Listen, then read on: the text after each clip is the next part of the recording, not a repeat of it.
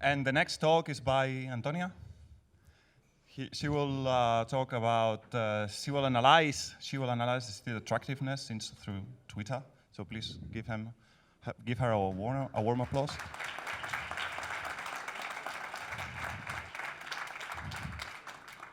So all yours.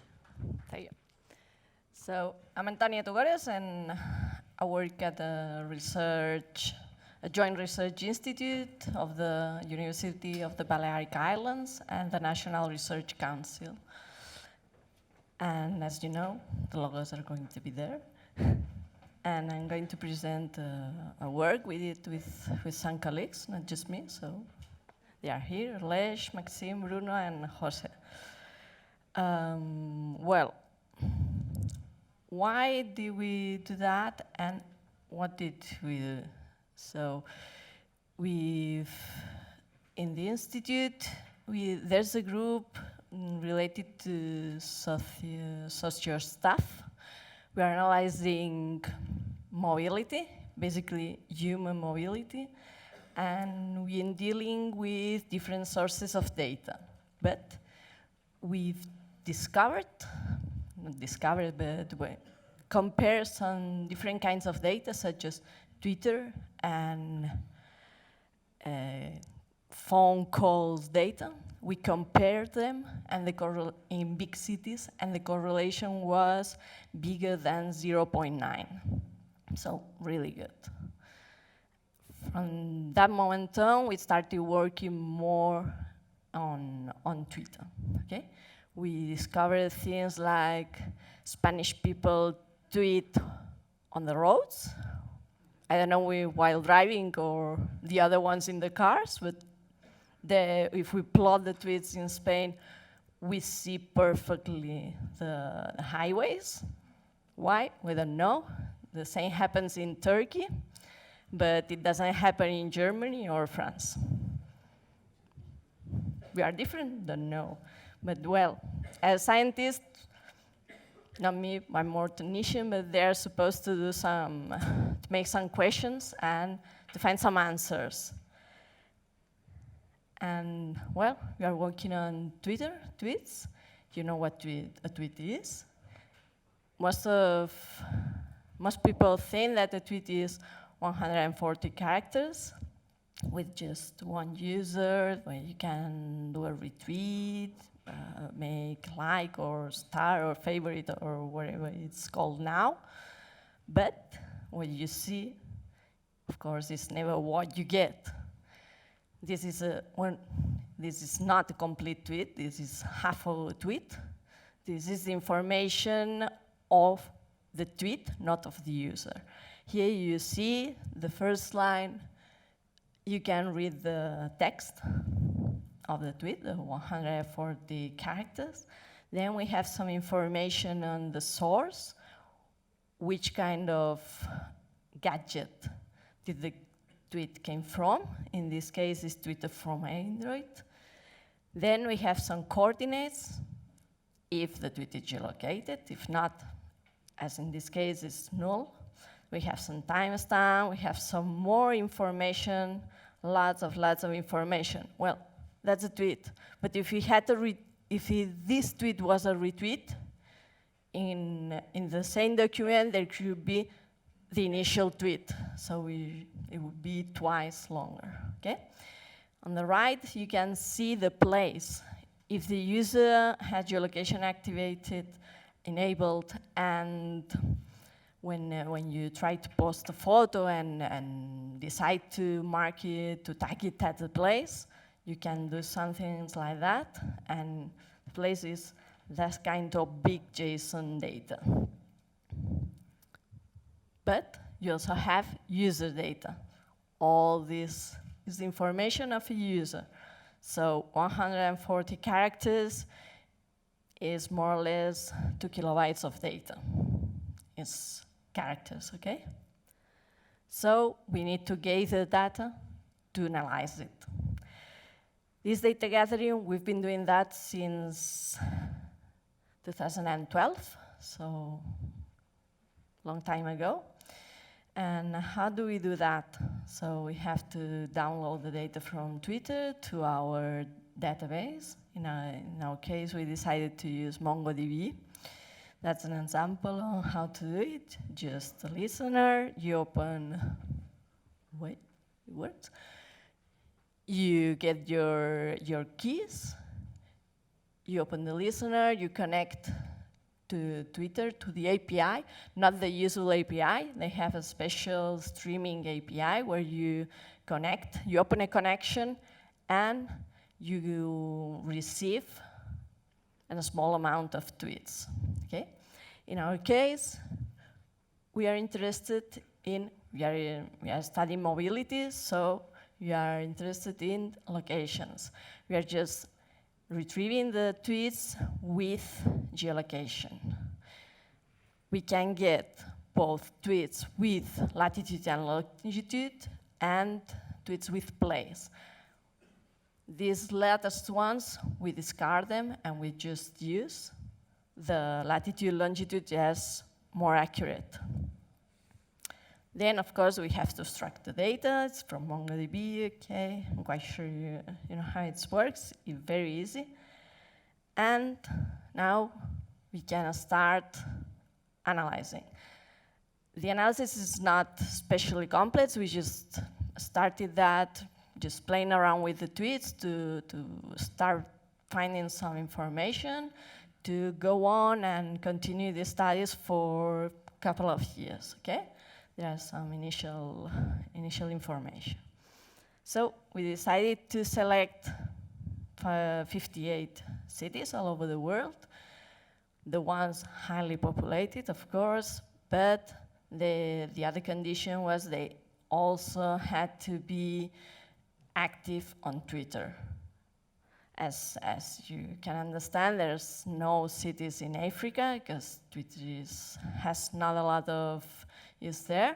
In China, there's Beijing, even that they use Weibo, but they also use Twitter. And we noticed we had lots of information there.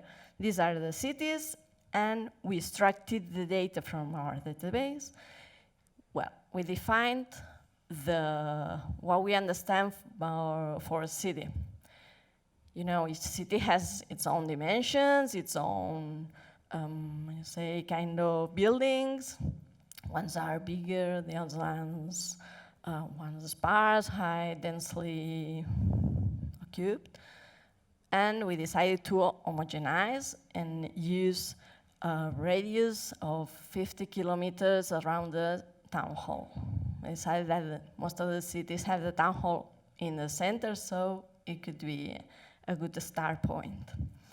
Then we gathered the tweets in that 58 cities and the tweets posted by the users that had tweets in that cities, okay? We didn't collect any special tweet, we didn't follow that users, we just retrieved the data we had already stored for 4 years, okay? We hadn't downloaded the user's timeline, the user's status, no. From that, we had not a large amount of data, we had more than 20 million tweets, and 500,000 users. Well, we could start doing that. And this data, it was collected in 3 years, more or less, 1,000 days. We plotted it because, you know, maybe the data we get is some different and, well, it's sparsely distributed as people and good enough. So we could start doing things. So they are scientists. They do not do rocket science, but they ask questions. So they started asking, where do we go? Well, do you go after visiting a city? Do all the visitors of the city travel to the same places later on, or not?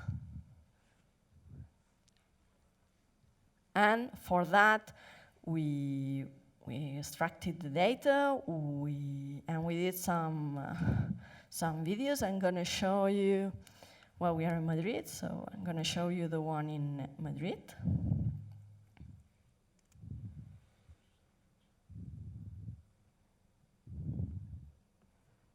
Wait. Here you have the zero time of all the users was the first tweet in the city. In this case, the first tweet in Madrid. From that, we count the time. When you see 10 days, it's 10 days after the first tweet for each user. They have different timestamps, but we normalized it to the same. As you can see,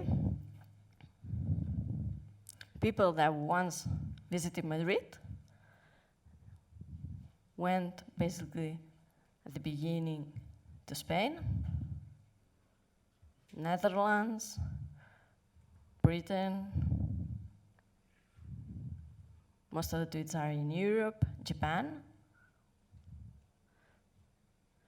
You have 2 years. And after 3 years, you know, people basically go to Europe. Few people go to the States, and some of them go to South America. Of course, fine. Let's compare it with another one. For example, New York.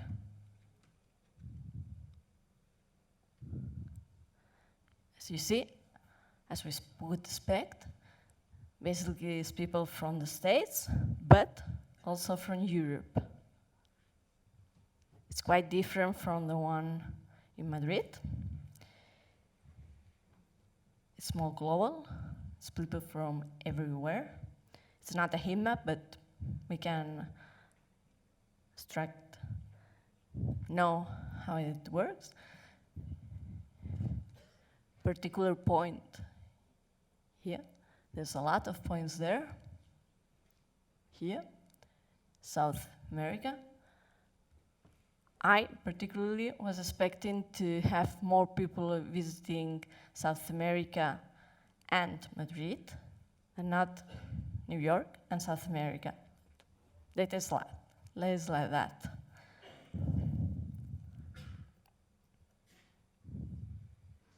Well, another.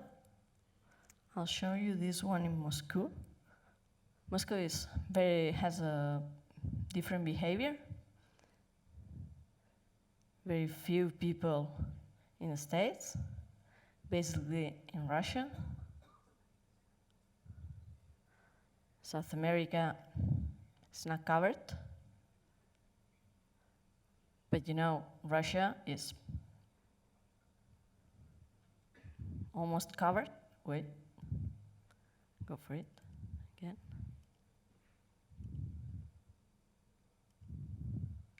Russia, Europe, not Spain, so Russian people don't come here or we don't go there, don't know.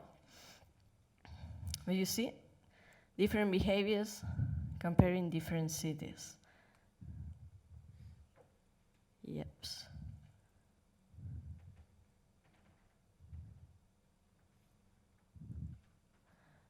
So we decided they are scientists, so they define things. They define 2 measures. The coverage is, well, not the easiest one, the easiest to explain, is we divide the world in cells, and the coverage is the number of cells covered by a tweet, okay? The number of cells that there's at least 1 tweet in it. So the cells visited after visiting a city. The normalized radius, well, we define the radius as the distance traveled by Twitter users since they first tweeted in a city. But you know, if we compare cities in Australia, they are separated, is distant from every other places, we are going to have some bias. So we normalize it by the people, by the distance to the residents' cells, in the average. And which kind of cities do you think are going to be the most covered by these measures? European? States? European? Who was for European? What? South Korea? Could be. Basically, there are the same cities using both measures. Strange? Don't know. Things like that. But you see Rome, Paris, and Lisbon. Since that most of the people go to these cities. Then we see in one place San Francisco, and the other Beijing, Hong Kong, Shanghai. You know, from the fourth place to down, there's some diversity, but the three first ones are the same. Okay. And do inhabitants, residents, and tourists behave the same way? Maybe this has to do with that. Maybe there are more people inhabiting in Rome than in New York. Not possible, but we know that when we travel, when we are tourists, we visit more places that we live in when we live in a city. When we live someplace, we go from home to work and then to the bar and the restaurant, but don't do very large movements, okay? But when we are tourists, we visit, when we are in a country, we visit different regions. We get that. If we define the radius as a function of coverage, we have two different clusters, local and non-local. Basically, we know that non-local people, tourists, visit more cells, cover more places in the world than local peoples. We don't really know the explanation, the real explanation, the actual explanation of that. It could be a mixture between local people doesn't move that much and tweet basically on their place of residence, and when we travel, we don't tweet in the other cities, but maybe it's real that we don't move that much in that cities. If we differentiate the coverage for local and non-local, you see the three cities before are not here. Well, by the coverage, there's Lisbon and Paris, but Moscow. And Moscow is the first one for local. You see, Moscow, Beijing, and St. Petersburg are big cities in big countries, and maybe the local people there is also traveling around the country and not to other places.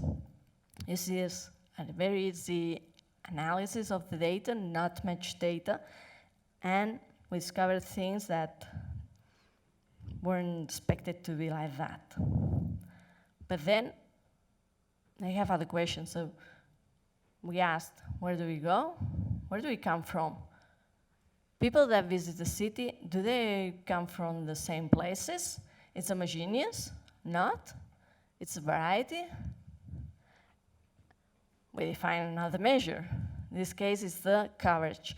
The coverage, we define it like the number of distinct cells of residence, defining the residence as the cell in which more than 30% of the tweets of that user are located, okay?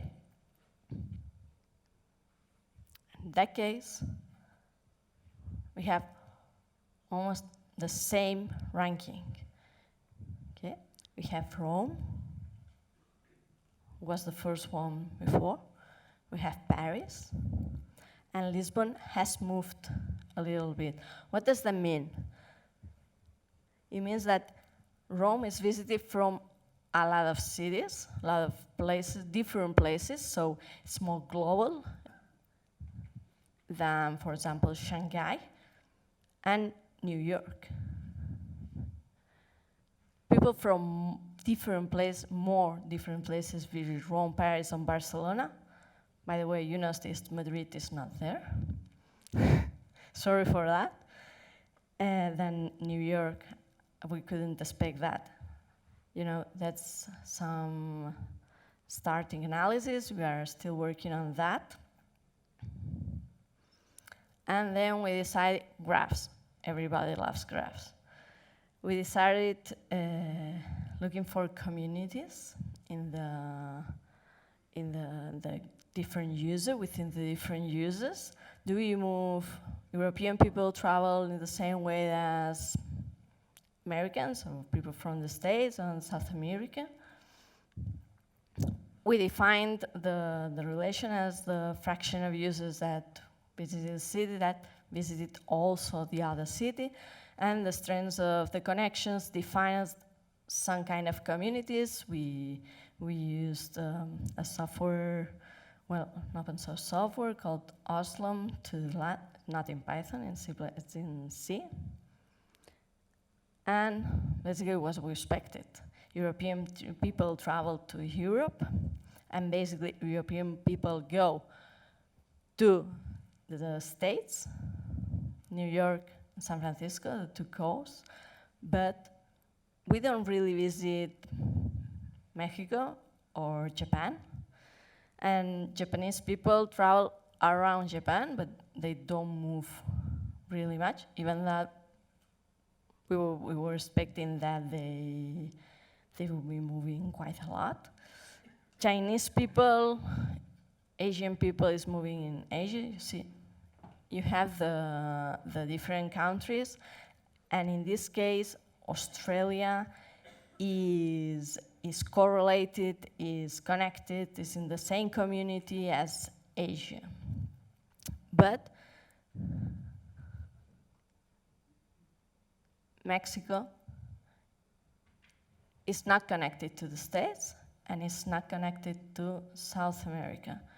It's an individual community, a unique community there, just one country, basically.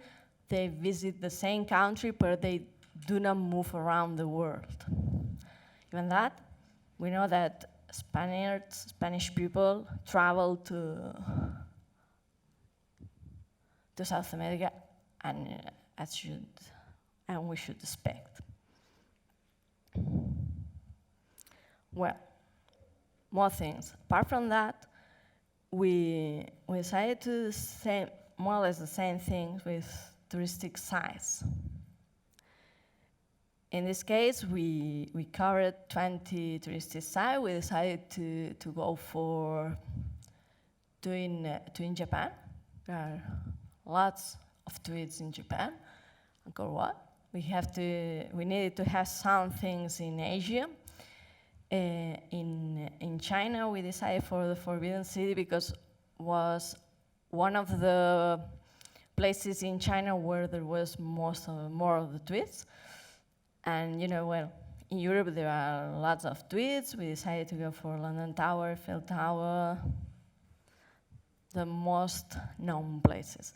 In the States, we went for Times Square, Niagara Falls. We know that most of the people that go to Times Square also travel to Niagara Falls. We didn't go to for the statues. We just used Times Square in New York. Grand Canyon is very big. We just covered the main region, of course. And then we went basically to Machu Picchu. There weren't a lot of tweets there. We tried with, I cannot remember the place. It's in the middle of Australia. It's like a big rock, a plateau. It's rock, true. And in 4 years, the tweets we collected for 4 years, we had, I think there were 80 users. We suppose that, because in some of these places, for example, Machu Picchu, we had 200, 300 users, but then if we moved some kilometers away from Machu Picchu, there was a large coverage. But even that, we could extract some information. And well, that's some sort of things we have. It's not really like that, but some example. We have the tweets CSV, we have the UIDs, latitudes and longitudes. We also have some more information, but it's not attached here. We also use the date times. And then you remember, we defined the grid for the world as 100 kilometers squared, and we define like that with the minimum, maximum, right, left. And then we define for each of these cells, well, you see this is an ID, they should be here. For each cell, we define the country, because in the case of the city, we were just checking the cells of residents or the coverage in cells. But in this case, we would like to know a little more, get a lot of information on countries. From that information, we mixed it with, basically with pandas, the code in us here, but I think after Kiko's tutorial yesterday, you know how to do it. It's not difficult. We get the residences.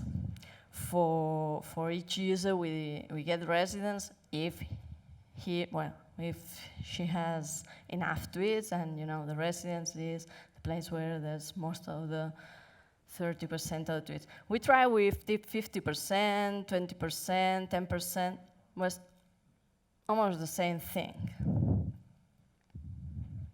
And well, I'm showing this like that. It's not computed like that. It was some sort of visual thing. For each user, well, we have a dictionary of users. It's not a dictionary, it's a data frame, a GeoPandas data frame. And we have for each user ID, we have the cells he has visited and the number of tweets he has done in each cell. As well, we have the number of tweets, but we just computed summing up the information. There's some abstract. Basically, for each tweet, we get the user ID, we get the cell the tweet is located in, and we increment. Just some kind of, not silly, but it's quite easy. Doing very easy, quite easy things, you can get some astonishing things. And then for each user, this basically is computed with an apply in a data frame. Not in a for. For each user, we compute the residence cell. For that, we discovered that people that visit Taj Mahal, placed in India, it covers, I'm not gonna say all the world, but most of the world. People from all over the world travel to India to visit Taj Mahal. Okay? The density of tweets in every country is very low, but almost everywhere know where Taj Mahal is, and they visit Taj Mahal, and they tweet. Of course, there's much more people that visit Taj Mahal than the one that tweet. Singularities. No one in China. Next to it, but no one there. Not a lot of people in Spain, more people in the States, some people in South Africa. In South Africa, it was true. And in Brazil, Argentina. Is that an index? Okay. And this one is, I'm not telling completely the truth. There was a strategy we were getting all the users that we did in that place, And then we randomly extracted 200 users and checked their residences, their countries. And then we compared with, we were trying to have a threshold to know how many people, how many users did we have to get the same information. You know, to use the minimum data possible to get the information, and that information could be trustful. We noticed that extracting 550 users, we had basically the same information as extracting 200 users, 300 users. That was good because as I said, in some places, in Machu Picchu, for example, we had very few users. So noticing that in the other places, a small random extraction was good enough to compare. It was making us quite sure that things done with places with a few tweets and a few users were good enough. You know, in people visiting Taj Mahal, there are, in the States, there's the second country, or the third, and we compared with the other one, the other way around, people visiting Grand Canyon, for example. Come on. People from the state go to Grand Canyon, but other people don't go there. Well, I'll go there and don't tweet. It's always the same thing. But people from the States basically move through the States. The plot for Times Square was quite similar. People from the state visited Times Square, but people from Europe, there was not such people that tweeted there, that visited there. Such a strange thing. We didn't get that to be produced. We are in fact getting in depth on that because it seems to be an interesting thing. It was just the first approach to human mobility through worldwide human mobility through Twitter. And in that case, we also had a ranking. You know, in the other one, Rome, Paris, and Lisbon were the first ones. In this case, we don't have cities, we have touristic sites, monuments, but we are expecting to have more or less the same kind of ranking. In this case, we covered radius, we used radius coverage and coverage by country, and we noticed that in two of the three was Taj Mahal the most visited, with radius, the normalized radius, okay?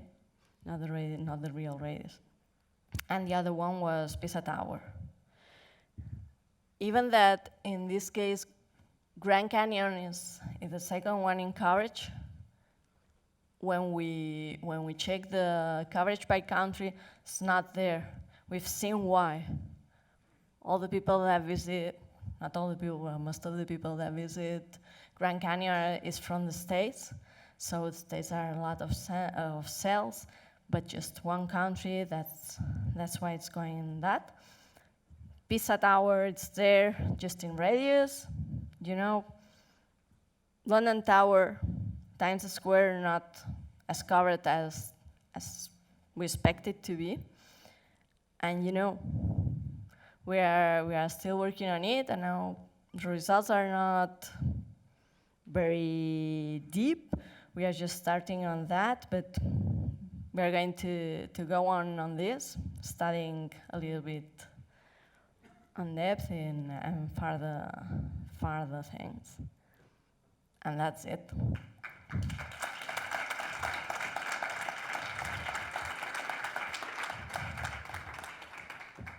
So, questions for Antònia?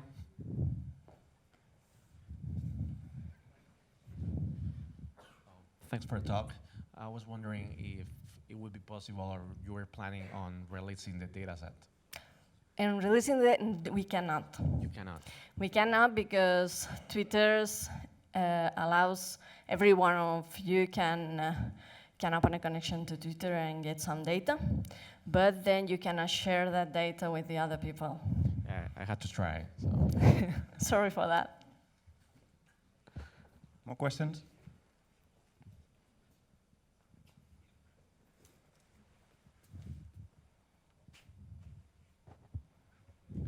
As the Twitter API is very limited, how do you handle that limit to have all this data? Well, it's limited. Twitter has basically two APIs: the Stream API and the REST API, the regular queries API. We are using the Stream one, the one that has very strict measures, and that is the user API, the one that you query for statuses or for description, not description, but information of the user or timelines or friends, followers, like that. The other one, you just open a connection and Twitter sends you the data they think they will be good. And what we are playing a little bit with is because if you open a connection, a stream connection with no limitations, with no specific requirements, you get, it's said, people says that you get 1% of the data, okay, but all the data, but we just focus on geolocated data. That's less than 10% of all Twitter. So we get, the percentage that we have is bigger enough to get that. Okay. Did you consider the issue of retweet? Because in some studies I saw these issues about giving a different weight to a retweet. Yeah. In fact, for that we haven't used retweets, but now we are using retweets. We are using mentions between users. We are going set. It was just some kind of preliminary work to know how it was, and we are going deeply in it.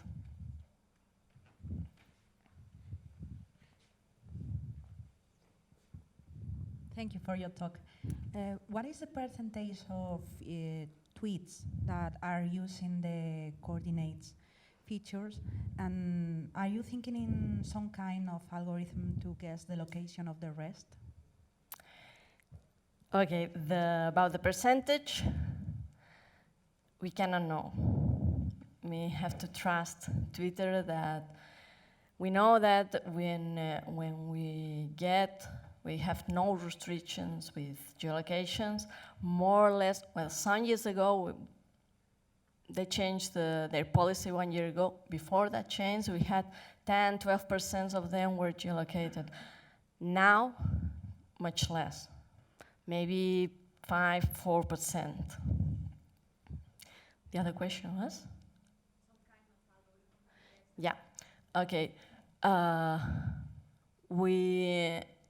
What can be extracted, inferred easily is the place of residence without knowing any coordinates. You can more or less guess the place of residence. And in fact, we were expecting to start working on the one guessing the geolocation. We are basically it's used the language and the connections of the user, but the state of the art is not very good, and well, we are a small group, we are starting on that. Sorry. So, any other question? Yeah.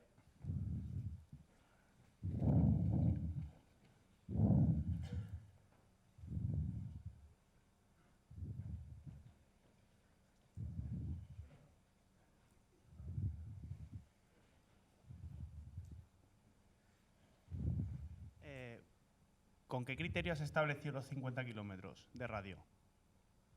¿Por qué? ¿Con qué criterio? ¿Con qué criterio? Pues esta no te la puedo responder seguro porque no fui yo la encargada de esto.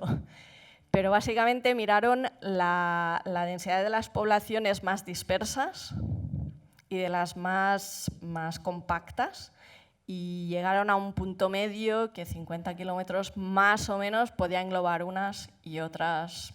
La parte centro, segurísimo, y parte de las, no diremos suburbios, pero parte de la otra.